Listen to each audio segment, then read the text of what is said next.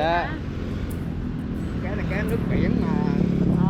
Dạ. Cái nước này là mình chảy qua biển vô hả chú? Nước biển nó vô. Nước cạn là nước ở trên nguồn nó xuống là nước ngọt. Còn nước này nước biển nó lớn là nước mặn nó vô. Dạ. Dạ, vậy cũng vui ha chú ha. Thư giãn chơi mà. Vừa thư giãn mà vừa lâu lâu có cá ăn ha.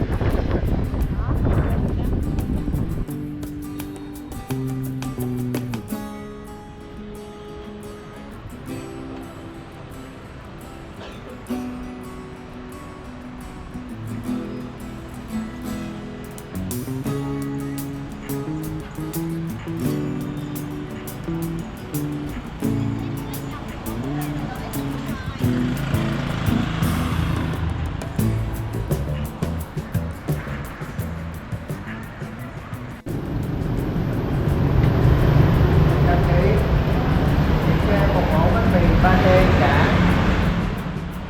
với đường chua với vài miếng ớt nước tương.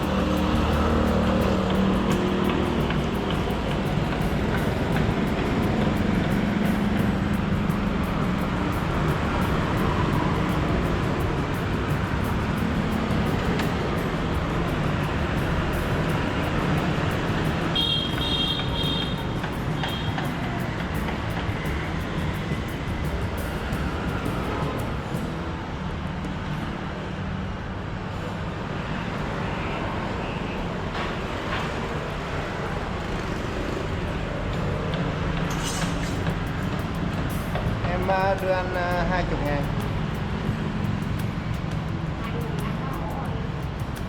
Dạ vậy mới ăn được nhiều món vậy.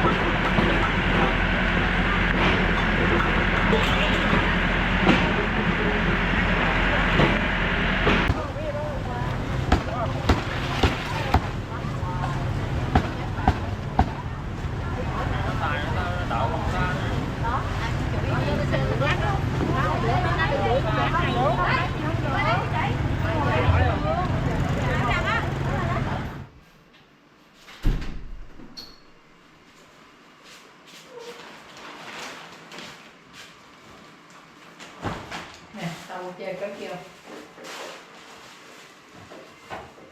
Thịt sườn nè, rau, cái này là tôm. Thì này chắc ăn được 2 ngày á. Nhưng mà giờ anh đói bụng rồi, còn mình ra ngoài ăn trưa đi. Ok. Rồi quyết định về đi.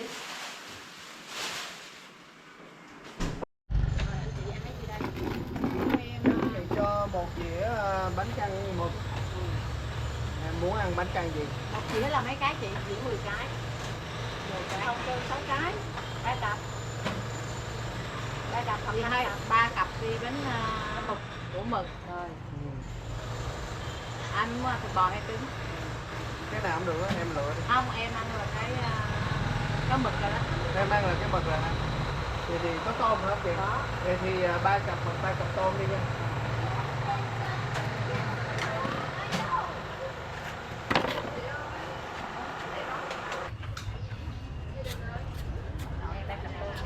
Rồi, cảm ơn chị.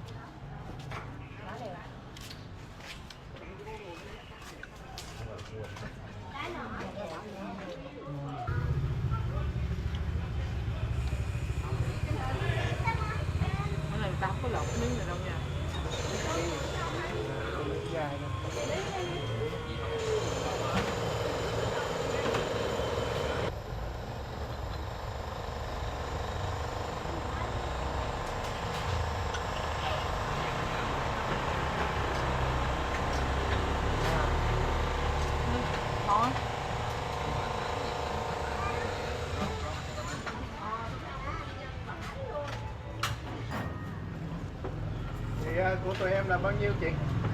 Của anh là 3 cặp mực, 3 cặp 3 tôm. cặp mực, 3 cặp tôm với là 3 cặp trứng. 3 cặp mực tôm là 60, 3 cặp trứng 15 nữa là 75. 75.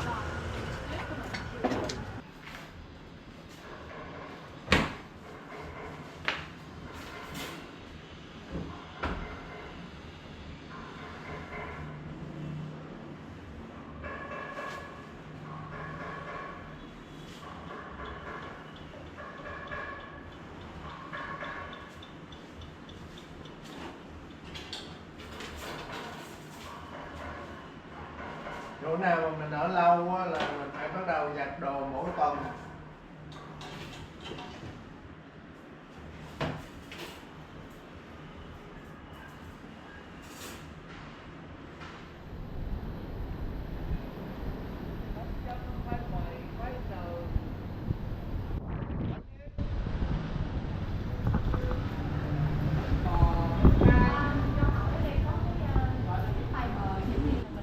Đi cầu một khó.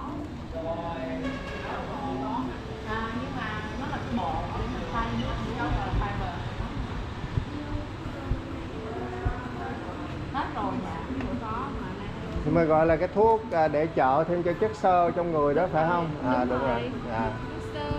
Còn mấy ngày nữa có không? Bữa là cái dịp nó cái kia. Còn có mẫu này thế đỡ nè. À.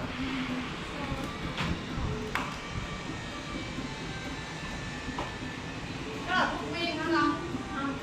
Thuốc bột mình pha với nước phải không con? Thì trong này là mình đủ uống được mấy ngày? Có 20 gói vậy là được có 5 ngày, phải không? Hộp này là bao nhiêu con? Dạ 150. Rồi.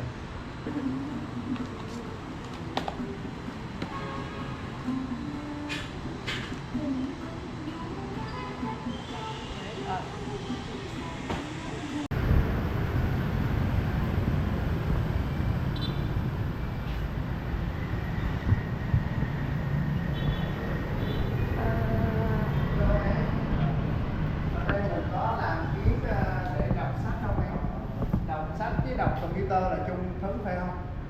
Đọc laptop. Chung thứ vậy cho anh cái đó đi, giờ mắt già cả rồi đọc nó cứ vàng sao. Sau nửa tiếng và 650.000 thì ông đã có được một đôi kiếng lão. Đi ngang qua đây thấy chỗ chà rang nên ông vào để chà rang. Giá bình thường là 110.000, nhưng hôm nay vì có khuyến mãi nên là chỉ có tốn 79.000 thôi.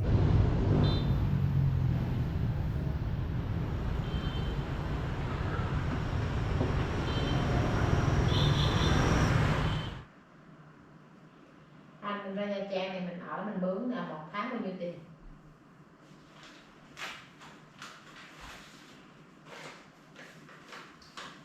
$470. Mà tiền nước thì tiền điện thì sao? Nó là tính hết luôn vô đó, tiền điện tiền nước bao hết là 470 một tháng.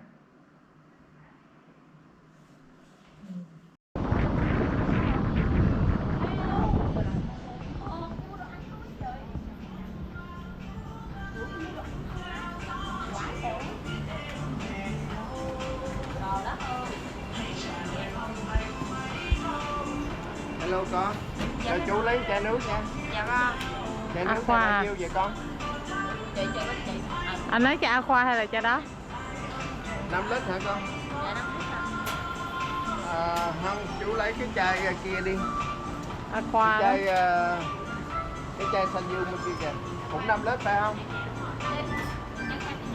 28.000 ha.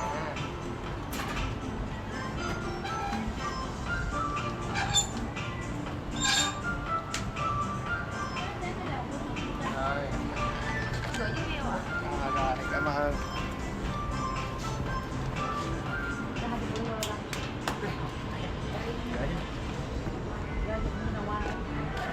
Cho nó qua. 2.000.